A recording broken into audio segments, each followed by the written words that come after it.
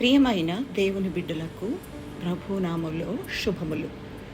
యోహాను సువార్త 1వ అధ్యాయము 1వ వచనం. ఆది యందు వాక్యముండెను, వాక్యము దేవుని యొద్ద ఉండెను, వాక్యము దేవుడై ఉండెను. అలాగే ఆదికాండం 1వ అధ్యాయం 1వ వచనంలో ఆది యందు దేవుడు భూమి ఆకాశములను సృజించెను అని చూస్తాం.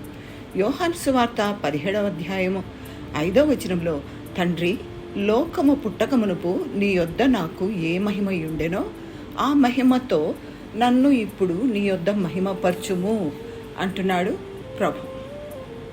1వ యోహాను 1:1-2 వచనాల్లో జీవవాక్యమును గూర్చినది ఆది నుండి ఏది ఉండెనో, మేమేది వింటిమో, ఏది నిదానించి కనుగొంటిమో, మా చేతులు దేనిని తాకి చూచెనో అది మీకు తెలియజేయుచున్నాము అంటున్నాడు యేసు ప్రభు ప్రియ శిష్యుడైన యోహాను. దేవుడు ఈ విశ్వాన్ని చేసినప్పుడు వాక్యము ఉన్నాడు, అంతకు ముందు నుంచే ఉన్నాడు.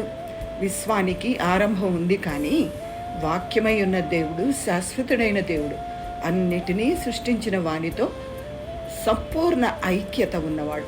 యోహాను సువార్త 1వ అధ్యాయం 14వ వచనంలో ఆ వాక్యము కృపాసత్య సంపూర్ణుడిగా మన మధ్య నివసించెను అని చూస్తాం.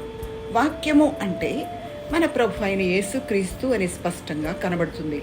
వాక్యము దేవునితో ఉన్నాడు అంటే వాక్యము తండ్రి ఒకటే వ్యక్తి కాదన్నమాట. ఇక్కడ ఇద్దరు వ్యక్తులు కనిపిస్తున్నారు. వాక్యము దేవుడే అంటే ఆయనకు దేవుని స్వభావంలో సంపూర్ణమైన భాగస్వామ్యం ఉన్నదని అర్థం.